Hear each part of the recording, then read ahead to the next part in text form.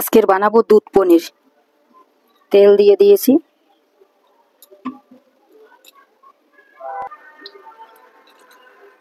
তেল গরম হয়ে গেছে, দিয়ে দেব একটু লবণ,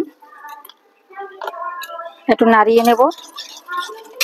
এবার দিয়ে দেবো পনির। পনিরটা আমি কেটে নিয়েছি, ওইটা দেখালাম না।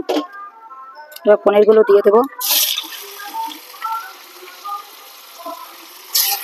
দুধ পনিরে দুধটা বেশি দিতে হবে, খেতে খুব ভালো হবে। আমি এই দুধ পনিরটা অনেকবার করেছি, খেতে দারুণ হয়। তেলে লবণটা দিয়ে নিলাম যাতে পনিরটা মধ্যে সব লবণটা যায়, ওই জন্য। পনিরটা বেশি ভাজবো না, কারণ দুধ পনির করতে গেলে পনিরটা অল্প ভাজতে হবে। এবার তুলে দেবো, গ্যাসটা একটু কমিয়ে দিচ্ছি। পনিরটা তুলে দিচ্ছি।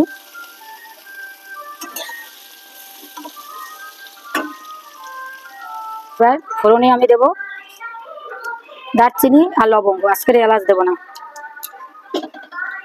একটু নেড়ে ছেড়ে নেবো।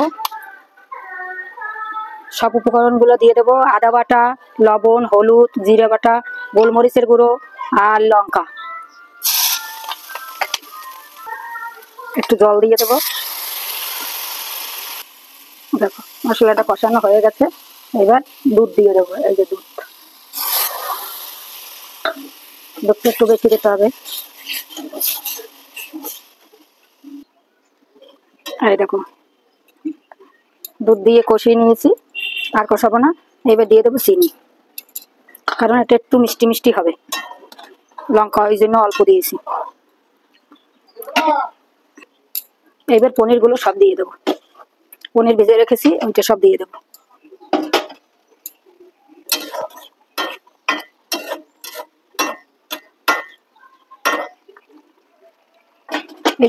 এই দুধ পনিরটা খেতে এত ভালো লাগে, একদিন করে খেয়ে দেখবেন, খুব ভালো লাগে।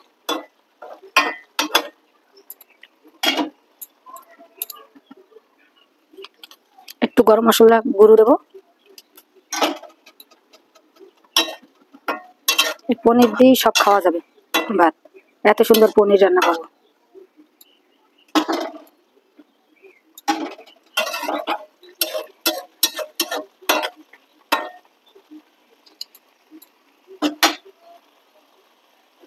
এবার গ্যাসটা অফ করে দেবো।